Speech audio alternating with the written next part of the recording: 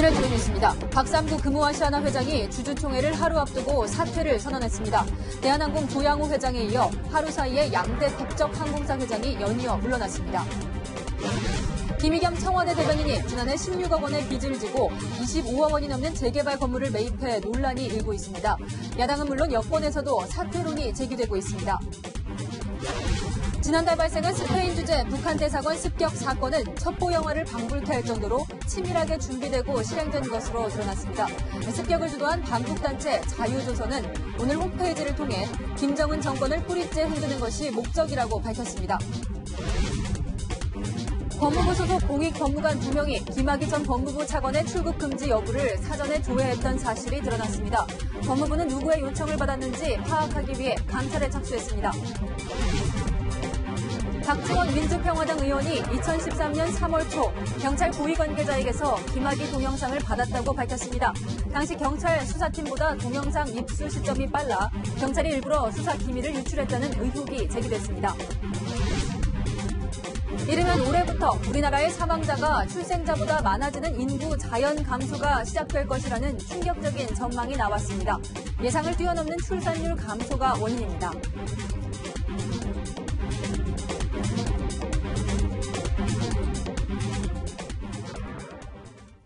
여러분 안녕하십니까? 오늘 금호아시아나그룹 박삼구 회장이 물러났습니다.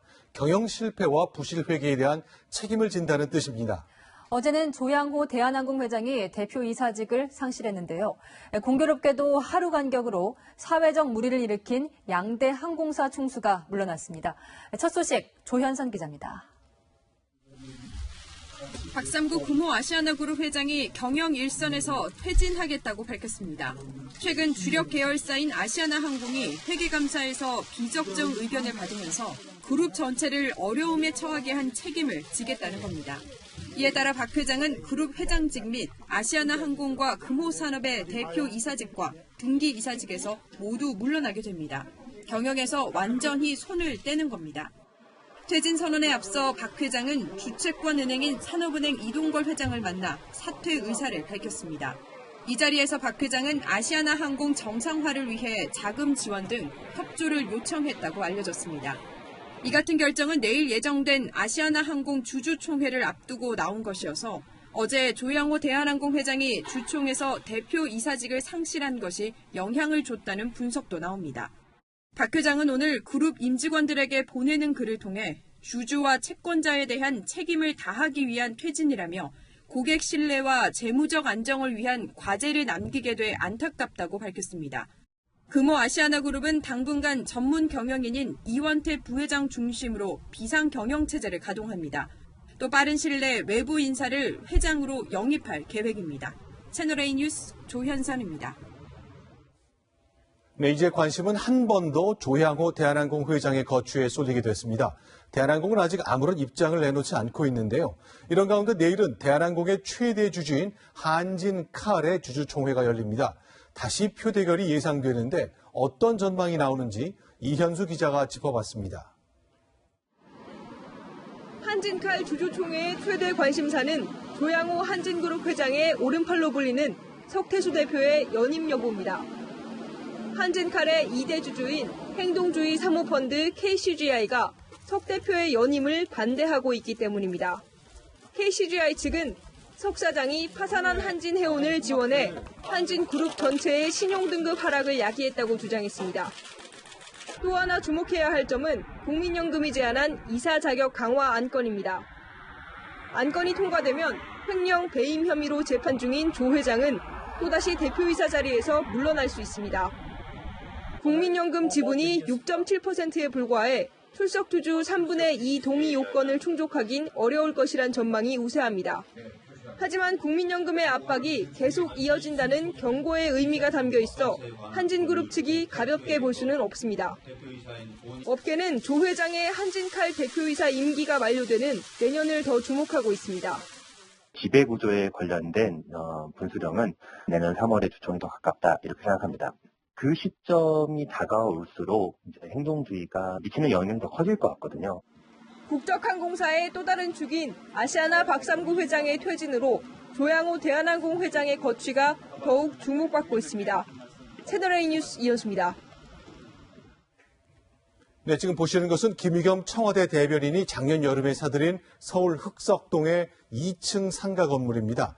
16억 원 빚을 냈고 그래서 26억 원 가까이에 사들인 이 거래 때문에 지금 논란이 큽니다. 정부가 재개발 투기를 잡겠다고 했던 하필 그때 투자를 했기 때문이죠. 김의겸 대변인은 나는 전셋집에 살기 싫어 구입했다고 해명했습니다. 먼저 손영일 기자가 보도합니다. 김의겸 청와대 대변인은 지난해 7월 초 서울 흑석동 재개발 지역에 있는 39년 된 2층짜리 상가를 25억 7천만 원을 주고 샀습니다. 은행에서 아내 명의로 10억 원을 대출받는 등 16억 원은 빚으로 충당했습니다. 재개발을 앞두고 있는 지역인데다 전 재산을 투자해 투기 의혹이 일고 있습니다. 더구나 매입 시점이 청와대와 국토교통부가 강력한 부동산 투기 억제 대책을 마련하던 때라 비판은 더 커지고 있습니다. 대출 규제 있기 직전에 샀다는 것들도 국민들의 보기에는 참 의혹의 눈초리를 가릴 수밖에 없죠. 김 대변인은 제 나이에 또 전세를 살고 싶지 않았다며 투기가 아닌 노후 대비용임을 강조했습니다. 야당은 김 대변인의 사퇴를 요구했습니다. 청와대의 입이라는 대변인까지 나서서 투기를 하고 다녔다니 과연 내노남불 정권입니다. 내가 하면 노후 대책, 남이 하면 불법 투기 정권입니다. 김 대변인은 기자 시절 전셋값 대느라 헉헉거리는데 누구는 아파트 값이 몇 배로 뛰며 돈방석에 앉는다는 칼럼을 썼을 만큼 부동산 투기에 비판적이었습니다. 청와대는 김 대변인의 거취를 두고 고심에 빠진 것으로 알려졌습니다. 청와대 관계자는 국민 눈높이에 맞지 않는 행동이라며 본인이 알아서 거취를 결정해야 한다고 밝혔습니다. 채널A 뉴스 손영일입니다. 네, 김의겸 청와대 대변인이 구입한 이 건물, 지금은 낡았지만 4년 뒤 재개발이 끝나면 적지 않은 시세 차익을 예상하는 곳입니다. 안보겸 기자가 그 현장을 다녀왔습니다. 김의겸 청와대 대변인이 사들인 건물 주변 흑석동 일대입니다. 흑석 뉴타운 9구역 지역으로 2022년까지 1,500여 세대의 아파트가 들어설 예정입니다. 인근 부동산 중개업자는 김 대변인이 높은 시세 차익을 얻을 수 있다고 전망합니다. 굉장히 많은 시세 차익을 누리지 않을까 생각이 됩니다. 대충 20억 정도 되는 거죠, 시세 차익이. 건물 감정가 등을 볼 때 아파트 2채와 상가 1채를 배정받을 수 있고 흑석동 일대의 시세가 반영되면 차익을 많이 얻을 수 있다는 겁니다. 인근 주민들도 건물 주변의 시세가 올랐다고 말합니다. 많이 올랐어요. 여기가 재개발이 됐잖아요. 암암리에 작년에 너무 많이 올라서 문제가 좀 있네요. 여기는 작사까지 문제가 아니고 그 사람 아닌 거지.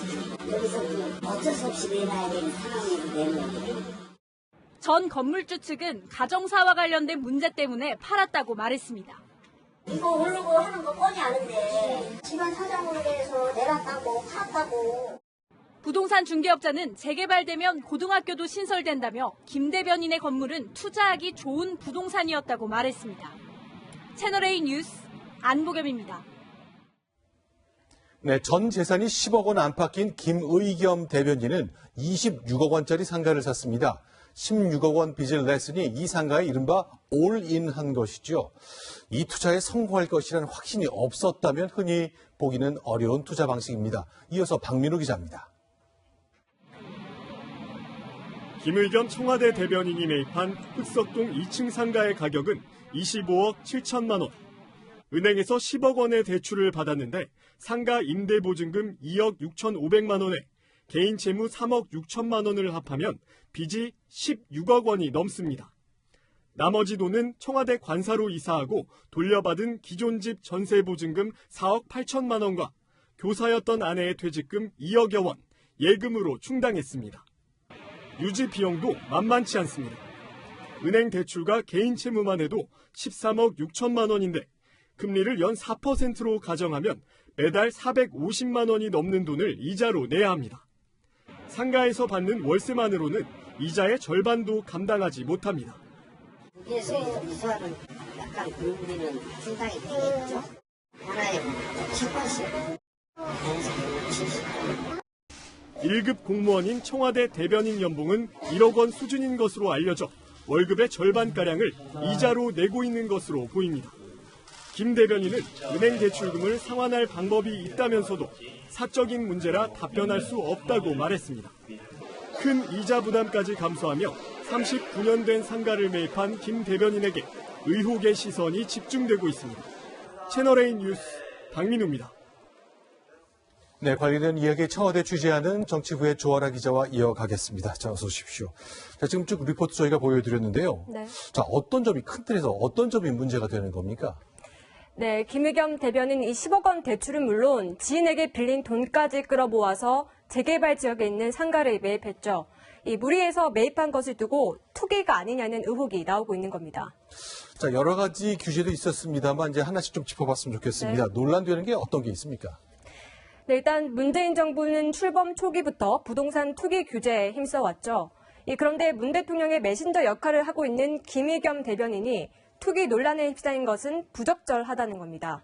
함께 보실까요? 김현미 국토부 장관은 2017년 파리 부동산 대책을 발표하면서 다주택자들은 집을 파시라고 했는데요. 네. 문재인 대통령은 이어서 지난해 봄에 경제 분야 개헌안으로 토지 공개념까지 들고 나왔습니다. 네. 이 시세 차익이나 임대 차익을 규제할 근거를 마련하겠다는 겁니다. 그리고 주택담보대출 규제를 강화한 9.13 대책이 나오기 2달 전에 이 김 대변인이 흑석동 상가를 매입한 겁니다. 자, 그렇다면 이제 산 시점 작년 7월인데 대변인 시작한 지 한 5달쯤 지날 때거든요. 네, 그렇습니다. 자, 그럼 지금은 어디 살고 있는 거죠? 네, 김 대변인은 지난해 2월부터는 청와대 관사에서 살고 있습니다. 이 청와대 관사는 한 달에 20만 원만 내면 이 수석 비서관뿐 아니라 행정관도 여기에 살 수가 있습니다. 네. 이 한 빌라당 방이 한 3개 정도가 있는데요. 이 방을 보통 나눠서 쓰게 됩니다. 합숙하는 방식인데요. 하지만 김 대변인은 가족이 모두 들어와서 한 채를 모두 쓰고 있습니다. 이 김 대변인은 관사로 이사를 하면서 살고 있던 집 전세 보증금을 돌려받았는데요. 이 돈 역시 상가를 사는 데 썼습니다. 난 이제 더 이상 살 집도 절도 없다는 말이 바로 이런 걸 얘기하는 거군요. 자, 그런데 관사에 살게 됐기 때문에 돌려받은 전세금까지 이제 건물 사는 데 썼거든요. 그것 때문에 이제 이른바 재테크가 아니라 청와대 청테크 이런 말을 쓰는데 오늘 직접 그 기자들을 만났는데 오늘 어땠습니까?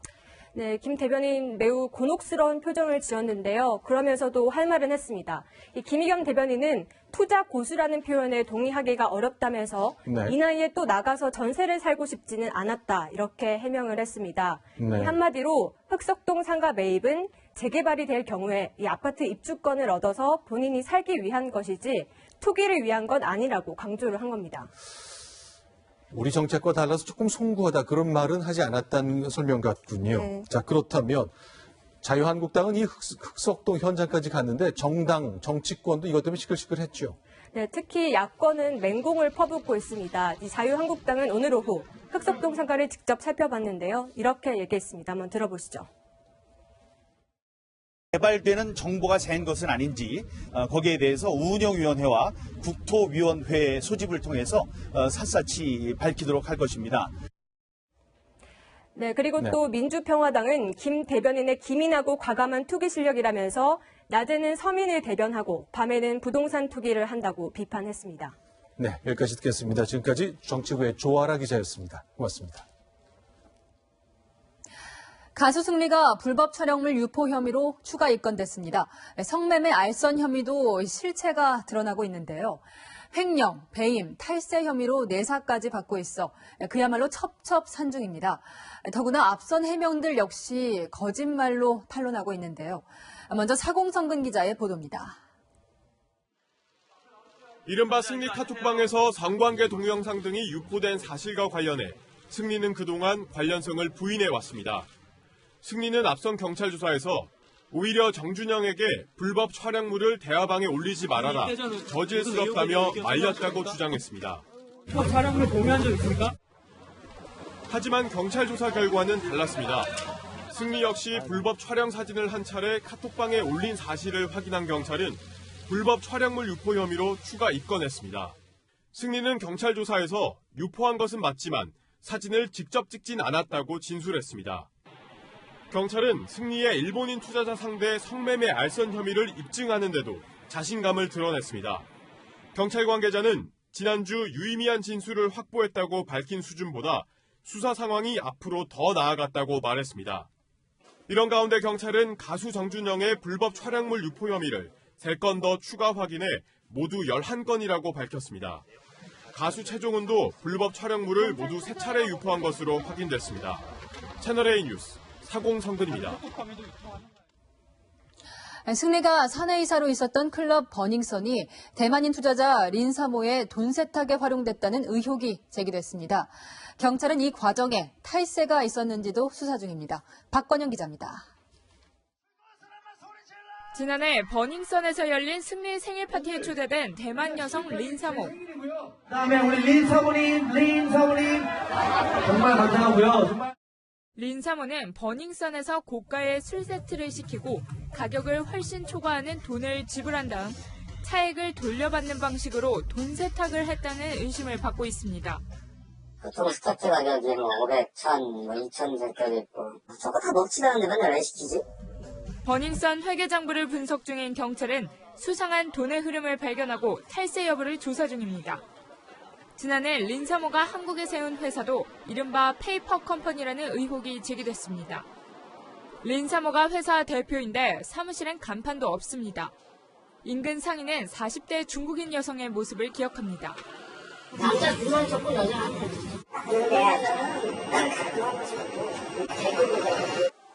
건물주조차 이 여성이 하는 일을 알지 못했습니다. 돈이 많은 사람이라고 그러더라고. 사업자 등록증 내놔라 해도 안 주고 그 사람도 알 수가 없어요. 경찰은 클럽 등 관련자들의 계좌를 추적하고 필요하면 소환해 조사할 계획입니다.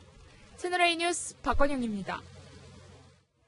네, 다음 소식입니다. 김학의 전 법무부 차관이 출국을 시도하다가 실패했던 게 지난주 금요일이죠. 그 전날 법무부의 젊은 법무관 2명이 출국 금지 여부를 조회한 사실이 확인됐습니다. 법무부는 누군가 부탁했을 걸로 보고 감찰에 착수했습니다. 김철웅 기자입니다. 김학의 전 법무부 차관은 지난 23일 태국 방콕행 비행기 탑승 직전 출국을 제지당했습니다. 긴급 출국 금지 조치가 내려졌기 때문입니다. 원래 출국하셨습니까? 그런데 바로 전날 법무부 출입국 외국인 정책본부 소속 법무관 2명이 김 전 차관의 출국 금지 여부를 확인한 것으로 드러났습니다. 출입국 정보 시스템에 접속해 김학의 이름으로 조회한 겁니다. 법무부는 곧바로 감찰에 착수하고 이들을 상대로 출국 금지 여부를 조회한 이유를 조사하고 있습니다. 법학전문대학원을 마친 뒤 대체 복무 중인 2사람이 김 전 차관으로부터 직접 조회 요청을 받았을 가능성은 낮다는 게 법무부의 판단입니다.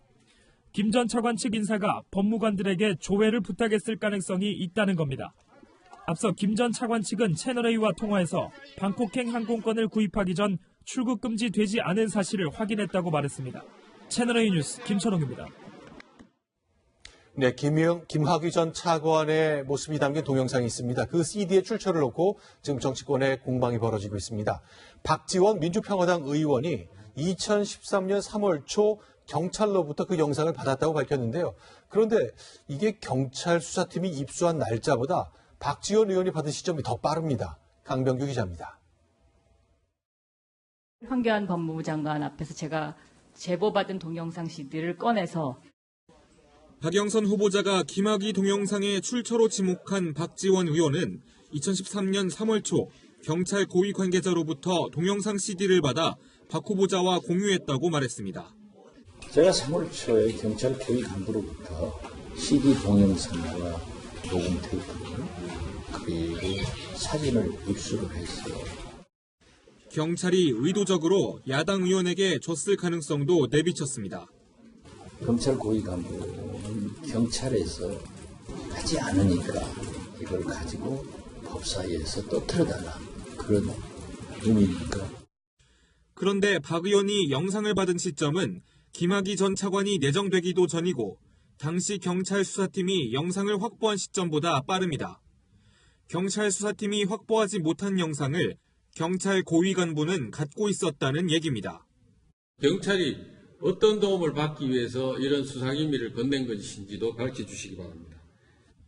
김학의 전 차관 영상 CD의 출처와 유출 경위 공방은 당분간 계속될 전망입니다. 채널A 뉴스 강병규입니다. 네, 6년 전 경찰이 이른바 김학의 동영상을 내사할 당시 경찰 수장은 김기용 전 경찰청장입니다. 그가 입을 열었습니다. 갑작스럽게 사퇴했는데 그 배경은 박근혜 전 대통령의 지시가 있었다고 말했습니다. 최주현 기자의 단독 보도입니다. 지난 2013년 3월 15일 김학의 당시 법무부 차관의 첫 출근 날, 김기용 경찰청장은 돌연 사퇴 의사를 밝혔습니다. 가슴 벅찬 보람과 영광이 있었습니다. 김 전 청장은 채널A와의 통화에서 김 전 차관이 내정된 직후 사퇴를 종용받았다고 말했습니다. 메시지를 전달하는 메신저가 왔어요. 대통령의 뜻을 전달하는 사람이 누군가 왔고 밖에서 만났죠. 박근혜 전 대통령의 뜻을 전달하러 온 메신저와 10분 남짓 독대했다는 겁니다. VIP가 임기보장을 하기로 공약도 비슷하게 하셨는데 이번 기회에 이렇게 했으면 좋겠다. 그런 취지를 말씀하시길래 그게 누구의 뜻이냐, VIP 뜻이 맞느냐 확인했고. 김 전 청장은 김학의 차관 내정 전에 동영상의 존재를 다양한 경로로 보고했다고 강조했습니다. 동영상이 존재하고 그 동영상에 있는 이 남자가 김학의로 추정된다. 그거예요. 보고된 거는 분명하다. 임명 전에. 당시 경찰 내부에서는 동영상 보고가 문책성 사퇴 종용으로 이어진 것 아니냐는 해석이 나왔습니다. 채널A 뉴스 최주현입니다. 지금부터는 북한 임시정부를 표방한 자유조선이라는 단체와 스페인 북한 대사관 습격 사건과 관련된 소식 전해드리겠습니다. 지난 2월 발생한 습격 사건은 한편의 영화 같았습니다. 주도자 에이드리언 홍창은 사업가로 변신해 미리 안면을 텄고 경찰에게 대사관 직원인 척 연기까지 했습니다. 김윤정 기자입니다. 남측 요원이 사업가를 가장해 북한에 접근하는 내용의 영화 공작. 완벽하게 장사치가 돼야 돼. 적들이 자네 정체를 알아챌 테니까 말이야. 스페인 당국에 따르면 북한 대사관 습격을 주도한 에이드리언 홍창은 사건 발생 2주 전 사업가로 가장해 대사관을 방문했습니다. 에이드리언 홍창은 재미인권운동가 에이드리언 홍으로 추정되는 인물입니다. 사건 당일 낯이 익은 대사관 직원은 의심 없이 문을 열어줬고 홍창은 준비해간 권총, 전투용 칼, 수갑 등으로 대사관 직원들을 결박했습니다. 도망 나온 여직원을 본 이웃 주민의 신고로 경찰이 출동했지만 대사관 문을 열고 나온 건 홍창이었습니다. 대사관 관계자인 것처럼 김정은 배지를 달고 나가 아무 일 없다며 경찰을 돌려보냈습니다. 이후 대사관 책임자를 지하실로 데려가 기독교로의 개종과 탈북을 권유했지만 책임자는 배신할 수 없다며 거부합니다. 그러자 홍창 일행은 침입 5시간 만인 오후 9시 40분쯤 컴퓨터와 하드디스크 등을 챙겨 달아냈습니다. 이후 홍창은 가명으로 빌린 차를 타고 포르투갈로 이동한 뒤 이튿날 미국 뉴저지행 비행기를 타고 달아났습니다. 채널A 뉴스 김윤정입니다. 네, 방금 보셨듯이 습격 사건을 일으킨 에이드리언 홍창, 미국의 북한 인권운동가인 에이드리언 홍과 동일 인물로 추정됩니다. 에이드리언 홍은 2015년 이후 종적을 감췄다 2017년 잠시 나타났고 현재는 또다시 행방이 묘연합니다. 워싱턴에서 김정환 특파원입니다. 에이드리언 홍은 미국의 북한 인권운동가들 사이 유명 인사였습니다. Very, very passionate about his activism related to North Korea, and he struck me as a very intense person. 후련히 종적을 감춘 건 2015년쯤. 한 대북 전문가는 활발히 활동 중이던 그가 갑자기 사라졌다고 전했습니다. 그리고 2017년 다시 나타나 저명한 대북인권운동단체 등에게 새로운 북한 정권 수립을 위한 단체를 함께 하자고 제안했습니다. Somebody had reached out to me about it because they were asked to be a part of it, and I didn't know that much about it to give them advice one way or the other. 스페인 북한 대사관 침입 사건 뒤 미국에 입국한 그의 현재 행방은 묘연합니다. 입국 직후 미 FBI와 접촉한 것으로 알려져 당국의 보호를 받고 있는 것 아니냐는 채널A의 질의에 FBI는 해줄 말이 없다고만 답했습니다. 일각에선 2차 북미 정상회담에서 트럼프 대통령이 지나친 양보를 할 것을 우려해 북한 대사관 침입을 감행했다는 분석도 나옵니다. It happened just few days before the meeting. Maybe they wanted to provoke, say, a high-level defection, to provoke a big scandal. 대북 소식통은 에이드리언 홍 등이 북한 대사관에서 가져간 컴퓨터 등은 정보 당국에겐 보물 상자나 다름없다고 말했습니다. 미국 정보당국의 연루설이 끊임없이 제기되는 이유입니다. 워싱턴에서 채널A 뉴스 김정한입니다. 김정남의 아들 김한솔이 자유조선의 보호 아래 미국에 머물고 있을 가능성 어제 전해드렸는데요. 자유조선 리더로 알려진 에이드리언 홍은 김한솔을 조만간 만나게 해줄 수 있다는 말을 하고 다녔습니다. 이동훈 기자가 보도합니다. 지난해 6월 박상학 자유북한운동연합 대표가 미국에서 에이드리언 홍을 만난 건 국가정보국 DNI가 주최한 강연에서입니다. DNI는 CIA와 FBI 등 미국 내 17개 정보기관을 총괄하는 조직입니다. 이때 에이드리언 홍이 김한솔을 직접 만나게 해줄 수 있다고 말했다는 겁니다.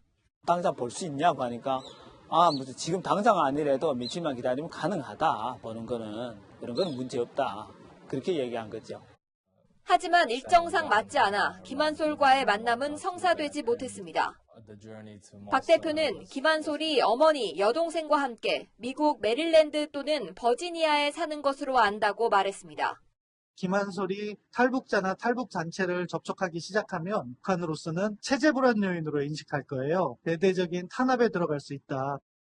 북한은 자유조선과 에이드리언 홍에 대해 아직까지는 언급하지 않고 있습니다. 채널A 뉴스 이동훈입니다. 북한 내 혁명 동지들과 김정은 정권을 뿌리째 흔들겠다. 자유조선은 오늘 또 이런 내용의 새로운 입장문을 냈습니다. 이어서 유승진 기자입니다. 자유조선이 인터넷 홈페이지에 올린 입장문입니다. 자신들은 세계 각국의 탈북민들이 모여 만든 조직이며 북한 내 혁명 동지들과 김정은 정권을 뿌리째 흔드는 게 목적이라고 말합니다. 김씨일가 세습을 끊어버릴 신념으로 결집됐다는 점도 강조했습니다. 그러면서 북한 정권을 겨냥하는 여러 작업을 준비 중이었는데 최근 주목을 받으면서 행동 조직원들의 활동을 잠시 중단했다고 밝혔습니다. 자유조선은 지난 1일 북한 임시정부를 선포한 이후 스페인 대사관 습격과 말레이시아 대사관 낙서, 김일성, 김정일 초상화 깨기를 자신들이 했다고 주장했습니다. 입장문을 보면 자유조선이 보안에 상당한 신경을 쓰고 있는 것으로 보입니다. 입장문이 오전 11시쯤 홈페이지에 게재됐는데 입장문에 적힌 발표 시점은 세계 표준 시간 UTC로 표시해 위치 노출을 막았습니다. 또 엄격한 보안을 이유로 한국 내 탈북민과 연계를 맺거나 전화통화는 하지 않는다고 밝혔습니다. 진보 정권이든 보수 정권이든 남북관계가 필요하기 때문에 자유조선 같은 경우도 그런 부담을 감수하고 국내에 탈북자들하고의 연계를 할 이유가 별로 없죠. 우리 정부를 못 믿는 만큼 한국 내 탈북민과의 접촉도 하지 않는다는 설명입니다. 채널A 뉴스 유승진입니다. 북한 내부에서도 체제 불안이 가속화되고 있다는 진단이 나왔습니다. 태영호 전 영국 주재 북한 공사의 발언인데요. 그는 김정은이 지도자로서 보여준 창조력은 고모부 숙청밖에 없다고 덧붙였습니다. 안건우 기자입니다. 태영호 전 영국 주재 북한 공사는 북한 주민들이 노동신문을 보고 2차 북미 회담 결렬을 알게 됐다고 설명했습니다. 트럼프하고 맞짱을 뜨기 위해서 떠난다라고 선포하고 떠났습니다. 떠났는데 조미 회담한다고 갔던 사람이 돌아올 때는 웰람 방문을 성과적으로 마치고 돌아왔다. 회담 결렬로 수령은 완전 무결하다는 신념이 단번에 깨졌다는 겁니다. 김일성이나 김정일 때하고 달라. 김정일이가 하라는 대로 안 합니다. 지금 사람들. 이거 다 김정은이가 알아요. 김정은이 지도자로서 보여준 창조력은 고모부 장성택 숙청밖에 없다고 비판하기도 했습니다. 자기 고모부를 딱 면전에서 날려버리니까 이런 생각을 하는 사람은 크리에이티브 리더로죠. 대북 제재로 민심 이반은 빨라지고 통제는 점점 더 느슨해질 수밖에 없다고 말했습니다. 공안기관, 권력통제기관의 힘을 못 쓰고 있는 겁니다. 한두 명은 좀 어떻게 처형도 하고 어떻게 알 수 있지만은 중국 밀수통을 통해서 한국 화장품 이런 식품뿐만 아니라 이제 또 봤지만은 중국 옷까지도 다 들어갔다. 채널A 뉴스 안건우입니다. 어린이 성폭행범 조두순을 검사했더니 성범죄 재범 위험이 높았다는 소식 채널A가 얼마 전 단독 보도해드렸죠. 이 조두순처럼 재범 위험이 높은 성폭력범에게는 보호관찰관을 1대1로 지정하게 하는 법이 만들어졌습니다. 강지혜 기자입니다. 미성년자 성폭력범의 출소 후 관리를 강화하는 이른바 조두순법이 발의 1년여 만에 국회 본회의를 통과했습니다. 미성년자를 성폭행해 전자발찌를 착용한 범죄자의 주거지역을 제한하고 특정인에게 접근하지 못하도록 법으로 규제했습니다. 조두순처럼 재범 위험이 높은 미성년자 성폭력범에게는 1:1 보호관찰관을 지정하게 한 것도 눈에 띕니다. 지금까지 보호관찰관 1명이 출소자 10명 정도를 한꺼번에 관리해왔는데 1명만 전담하게 해 감시를 강화한 겁니다.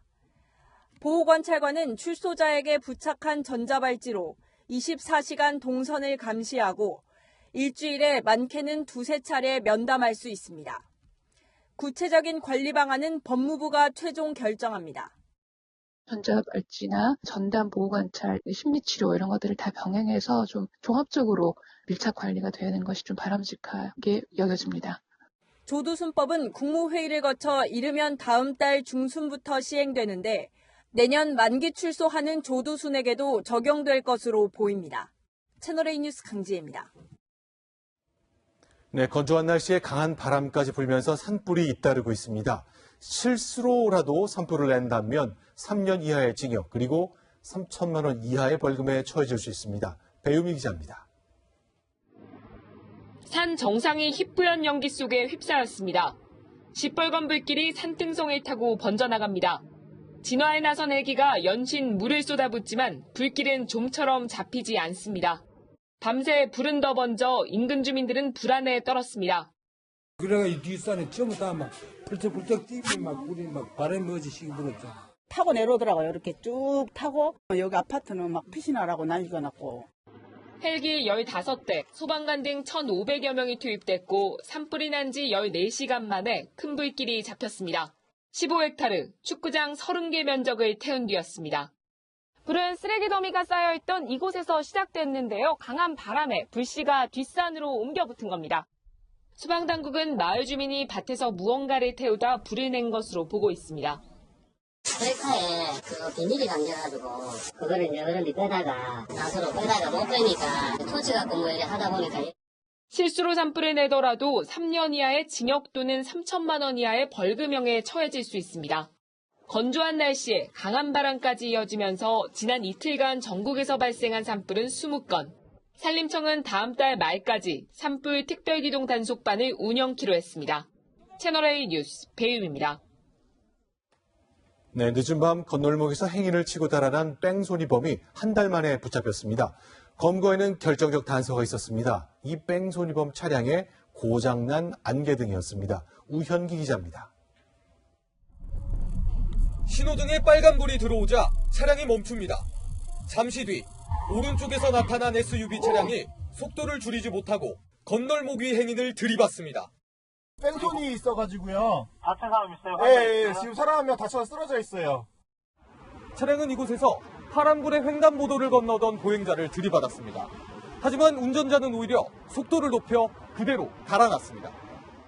사고를 당한 20대 남성은 팔과 다리가 부러지고 전치 16주의 중상을 당했습니다. 하지만 주변 차량 블랙박스나 CCTV에는 가해 차량 번호가 제대로 찍히지 않았습니다. 경찰은 도주 차량의 왼쪽 안개등이 들어오지 않았다는 사실에 주목했습니다. 안개등이 깨진 게 보이더라고요. 그래서 안개등이 깨진 차량을 사고 후에 도주하는 동선 CCTV를 전부 따가지고 경찰은 도주 예상로 CCTV 250개를 분석해 가해 차량 운전자가 사고 현장에서 서울 성북구 자택까지 11.5km를 8분 만에 도주한 걸 확인했습니다. 교통신호나 제한속도도 지키지 않았습니다. 사고 한 달 만에 검거된 29살 장모 씨는 당시 맥주 한 잔을 마셨고 사람을 친 줄 몰랐다고 진술했습니다. 경찰은 장 씨에 대해 구속영장을 신청했습니다. 채널A 뉴스 우현기입니다. 7명의 장관 후보자에 대해 자유한국당과 바른미래당은 전원 부적격 의견을 냈습니다. 하지만 청와대는 임명 강행 의지를 내비치고 있습니다. 이민창 기자입니다. 자유한국당과 바른미래당은 7명의 장관 후보자 모두 도덕적 흠결이 있는 부적격 인사로 결론 내렸습니다. 국민들에게는 모두 부적격이고 정권에만 적격인 장관 후보자였다고 생각을 합니다. 그야말로 총체적 난맥상이었습니다. 무엇보다도 청와대 인사 검증이 정말로 문제입니다.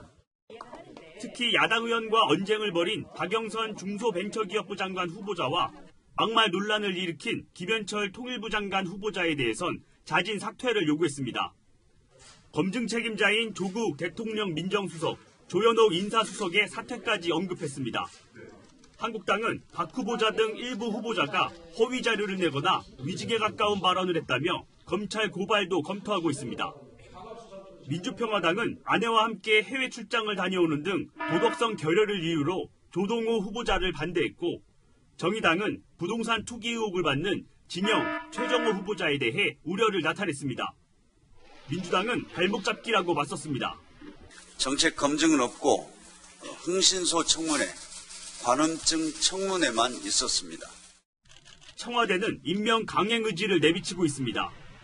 문재인 정부 들어 부적격 판정을 받은 후보자 가운데 임명이 안 된 사람이 없어 청문회 무용론마저 제기되고 있습니다. 채널A 뉴스 임희철입니다.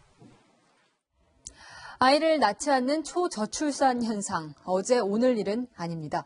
그런데 당장 올해부터 새로 태어나는 출생아 숫자보다 사망자가 많아지는 인구 자연 감소가 시작된다는 전망이 나왔습니다. 김남준 기자가 보도합니다.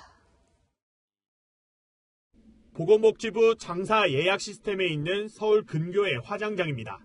하루 평균 109의 시신을 화장할 수 있지만 예약이 쉽지 않습니다.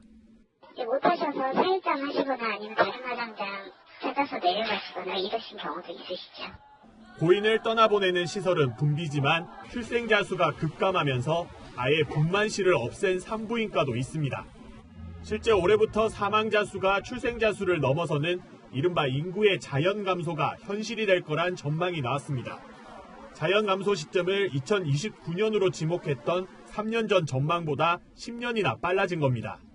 이민과 같은 국제인구 유입까지 고려한 우리나라 총인구는 빠르면 내년부터 감소합니다.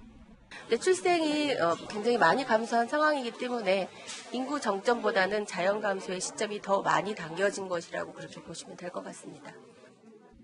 특히 생산 연령 인구는 50년간 2천만 명 감소하는 반면 고령 인구는 1,000만 명 늘어나 양측 인구는 2065년 역전할 것으로 예상됐습니다. 정부는 범부처 인구정책 TF를 만들어 종합적 대응 방안을 검토하기로 했습니다. 채널A 뉴스 김남준입니다.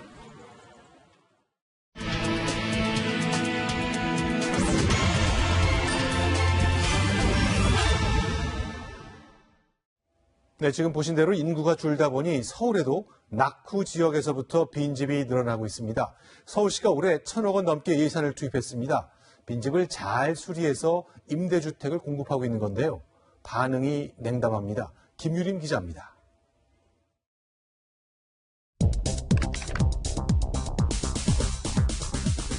서울시 빈집 살리기 프로젝트에 따라 리모델링된 2층 집. 지하철역까지는 걸어서 20분 넘게 걸립니다. 보증금 500만 원에 월세와 관리비를 합쳐 매달 43만 원을 내는 방은 작은 침대와 옷장, 책상으로 꽉 찹니다. 38만 원짜리 지하방은 빛이 들어오지 않고 환기도 안 됩니다. 조건이 좋지 않은 탓인지 19명 정원의 절반도 채우지 못했습니다. 빈집 프로젝트는 민간 사업자가 방치된 빈집을 빌려 수리한 뒤 최장 6년간 재임대하는 사업. 서울시 예산 4천만 원이 지원됐고 부족한 사업비는 서울시 사회투자기금에서 저금리로 빌렸습니다. 주변 시세의 80% 수준으로 싸게 공급한다고 홍보하고 있지만 주변에는 비슷한 가격대에 더 넓고 엘리베이터까지 딸린 원룸이 수두룩합니다.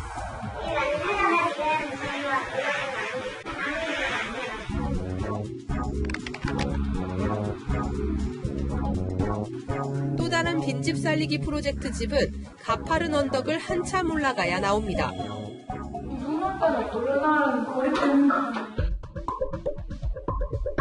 이 사업자가 운영하는 빈집 하우스 상당수는 입주율이 절반에 못 미칩니다. 취재진은 빈집 프로젝트 최대 사업자인 이 사업체에 재무자료를 입수했습니다. 3년간 누적 손실만 1억 8천만 원이나 됩니다. 이미 자본금은 모두 잠식 상태고 연 18%가 넘는 고금리 차입금까지 끌어다 쓰고 있습니다.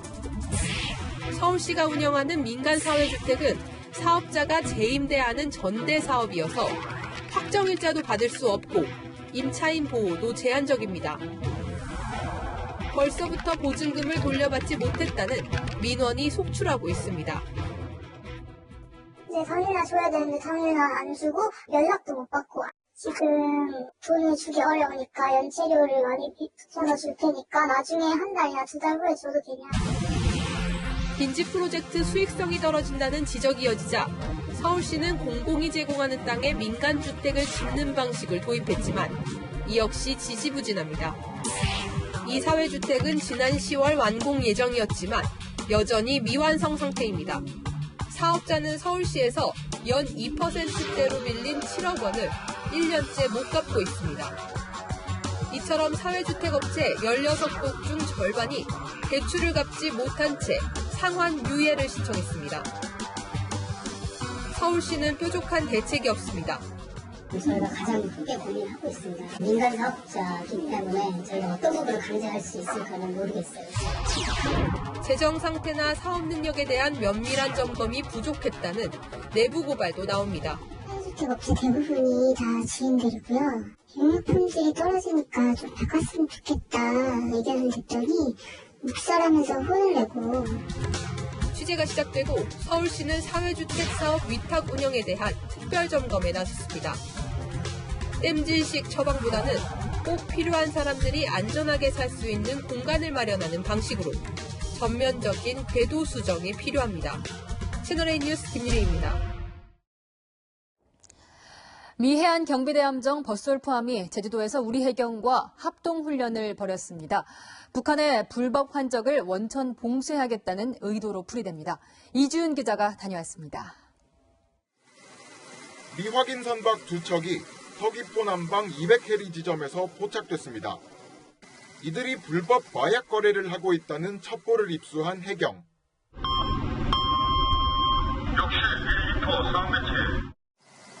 미 해안경비대 버솔프함과 함께 검거작전에 나섭니다. 해경 함정과 버솔프함에서 출동한 고속단정 4척이 의심 선박 주변을 선회하며 도주로를 차단하고 감시를 피해 바다로 뛰어든 선원들은 헬기가 추적해 붙잡습니다. 오늘 제주 해역에서 진행된 미 해안경비대와 우리 해경의 합동훈련입니다. 이번 훈련은 동해상에서 마약 거래 의심 선박에 대한 단속과 항공인민구조 연합훈련을 통해 한미 해양경찰관 간 교류협력 및 우호를 증진하는 데 있습니다. 오늘 훈련은 불법 마약 거래를 가정했지만 사실상 북한의 불법 환적을 겨냥했다는 분석이 나옵니다. 앞서 미 인도태평양 사령부는 버솔프함을 동중국해에 파견하며 버솔프함이 북한의 불법 환적을 차단하는 임무를 맡을 거라고 밝힌 바 있습니다. 키 리졸브 등 한미 군사훈련이 줄줄이 축소되거나 중단되는 상황에서 이번 훈련은 이례적인데요. 그만큼 미국이 대북 제재 강화 의지를 드러낸 거라는 해석이 나옵니다. 채널A 뉴스 이지훈입니다. 공동경비구역 JSA는 비무장화가 완료됐지만 썰렁합니다. 남과 북이 남북 군사합의 세부 규칙에 합의하지 못하면서 판문점 관광이 6개월째 중단됐고 여행업계는 직격탄을 맞고 있습니다. 정다은 기자의 단독 보도입니다. 분단의 상징인 공동경비구역 JSA. 지난해 10월 중순까지만 해도 외국인 관광객들로 북적였습니다. 한 달 평균 약 10,000명이 판문점을 찾은 겁니다. 하지만 지난해 남북 군사 합의 이후 관광은 전면 중단됐습니다. JSA 비무장화를 위해 남북이 협의에 들어간 겁니다. 저희가 그걸 목표로 시행을 추진을 하고 있습니다. 그러나 아직 최종 합의는 이뤄지지 못하고 있습니다. 자유왕래를 위한 초소들이 남측과 북측에 만들어졌지만 정작 JSA 공동근무와 운영 규칙안에 대한 합의가 늦춰지고 있는 겁니다. JS2가 안 되니까 매출 다 날아간 거예요. 안보 상품이 안 되니까 관광객들이 안 들어온단 말이에요. 국방부는 이와 관련해 남북과 유엔 사령부가 협의를 진행하고 있으며 관광객들의 자유왕래를 위해 노력하고 있다고 밝혔습니다. 하지만 판문점 관광 중단이 장기화되면서 관련 업계는 직격탄을 맞고 있습니다. 채널A 뉴스 정다은입니다. 국내 최대 규모 자동차 전시회가 내일 개막합니다. 다양한 미래차의 모습을 엿볼 수 있는 서울모터쇼. 김지환 기자가 미리 살펴봤습니다. 화려한 조명 아래 날렵한 세단이 모습을 드러냅니다. 5년 만에 모습을 바꾼 신형 소나타의 하이브리드 모델입니다. 지붕에 설치한 태양광 패널로 배터리를 충전하는 첨단 기능을 갖췄습니다. 솔라루프 패널이라든가 그리고 휠도 굉장히 공력 휠을 사용을 해서 가장 효율적인 고객들이 편하게 많은 거리를 가실 수 있는데 그런 부분에 좀 중점을 뒀습니다. 기아차는 새로운 SUV 콘셉트카 2대를 세계 최초로 공개합니다. 수입차 가운데 고급 스포츠카 브랜드도 참가해 신차와 함께 전기차까지 선보입니다. First time in Korea, not only the global best-selling Macan and the Porsche flagship 911, but also the Cayenne e-hybrid. 내일부터 열흘 동안 열리는 서울모터쇼에는 21개 자동차 브랜드가 신차를 포함해 모두 154종을 선보입니다. 특히 완전 자율주행 차량과 유리창의 가상화면을 보여주는 기술 등 다양한 미래차의 모습이 관람객들의 눈길을 사로잡을 것으로 보입니다. 채널A 뉴스 김지환입니다. 스포츠계엔 여자 감독은 성공할 수 없다는 뿌리 깊은 편견이 있는데요. 국내 프로스포츠 사상 처음으로 여성 감독이 정상을 호령했습니다. 코트의 여우로 불렸던 흥국생명 박미희 감독입니다. 김유빈 기자입니다. 3세트 막판 듀스 상황. 한치의 양보 없는 치열한 공방이 펼쳐집니다. 이재영의 강타로 역전에 성공한 흥국생명은 기어이 도로공사를 꺾고 챔프전 정상에 올랐습니다. MVP 이재영은 아이돌 댄스를 추며 공약을 지켰습니다. 진짜 엄청 많이 간절했던 것 같아요. 축포를 터뜨릴 일은 또 있었습니다. 여성 사령탑인 박미희 감독의 챔프전 우승은 국내 4대 프로스포츠 사상 처음 있는 일이었습니다. 박 감독이 가는 길이 새로운 길이라고 늘 말씀하셔서 계속 새로운 길을 만들어내기 위해서 더 열심히 하겠습니다. 80년대 대통령배 대회에서 초대 MVP에 오르는 등 코트의 여우로 불렸던 박 감독. 지도자로 전향한 뒤 지난 시즌 꼴찌로 추락해 여성 지도자는 결코 성공할 수 없다는 스포츠계 오랜 편견에 좌초될 뻔했지만 선수들과 스킨십을 늘리는 등 특유의 엄마 리더십으로 최초의 성공 사례를 만들어냈습니다. 여자 감독으로서는 좋은 점이 그거예요. 제가 엉덩이를 두들겨 준다거나 너 오늘 이것 때문에 혼났지 이러면서 가볍게 안아줄 수도 있는 거고. 유리천장을 깨고 새로운 역사를 쓴 박 감독. 그의 도전은 계속됩니다. 채널A 뉴스 김유빈입니다. 빅데이터 산업을 활성화하기 위해 개인정보 보호와 활용을 동시에 갖출 수 있는 법안 통과가 시급하다는 지적이 동아모닝포럼에서 제기됐습니다. 손병두 금융위 사무처장은 국내 개인정보 활용은 미국에 비해 상당히 보수적이라며 데이터는 혁신 성장의 핵심 원료라고 주장했습니다. 남녘에는 봄꽃이 한창 봄의 정취를 뽐내고 있습니다. 오늘 오후 대구 수성못의 모습인데요. 서울에서도 다음 주 중반쯤에는 벚꽃 개화 소식을 전해드릴 수 있을 것 같습니다. 내일도 가벼운 옷차림이 좋겠습니다. 낮에는 따뜻하고 아침 저녁에는 쌀쌀한 전형적인 봄 날씨가 이어지고요. 미세먼지가 지금은 해소됐지만 내일 새벽부터 서울과 충청, 전북 지역에서는 다시 나타날 수 있겠습니다. 이 지역에서는 황사 마스크 계속 지참하시기 바랍니다. 내일은 고기압의 가장자리에 되겠습니다. 전국에 가끔 구름량이 많겠고요. 중부 지역에서는 새벽부터 오전 사이에 흐리고 산발적으로 빗방울이 떨어질 수 있겠습니다. 내일 아침 기온 서울이 5도로 출발하겠고 강릉 6도, 대구 8도로 평년보다 다소 높겠고요. 한낮에는 서울이 12도까지 오르겠고 남부 지역은 20도 안팎까지 올라서 온화하겠습니다. 토요일에는 전국 곳곳에 비 소식 나와 있고요. 휴일에는 반짝 싸늘해지겠습니다. 주말 나들이 계획에 참고하시기 바랍니다. 날씨였습니다. 네, 청와대 대변인이 상가 건물을 샀는데 자기 전 재산보다 더 많은 빚을 내 샀습니다. 하필 정부가 투기하지 말라고 호소하던 때여서 허탈합니다. 특히 부동산 정책 책임자들이 머쓱했을 겁니다. 부동산에는 미래가 없다고 그토록 설명했건만 다른 사람도 아닌 청와대 대변인이 통 믿지 않았다는 뜻이 되니까 말입니다. 뉴스 마치겠습니다. 고맙습니다.